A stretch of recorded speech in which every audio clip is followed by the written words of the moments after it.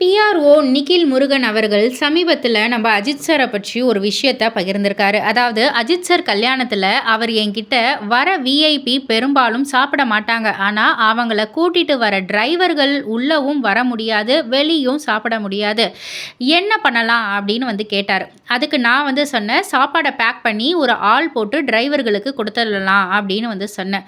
உடனே அவரும் சரின்னு சொல்லிட்டாரு. ஆனால் ஹோட்டலில் அனுமதி கொடுக்கலன்னா என்ன சார் பண்ணலாம் அப்படின்னு கேட்டதும் ஹோட்டலை மாற்றிடுவோம் அப்படின்னு சொன்னார். ஸோ அவர் கல்யாணத்தில் கிட்டத்தட்ட 300 டிரைவர்கள் அவருடைய கல்யாண சாப்பாட்டை சாப்பிட்டாங்க.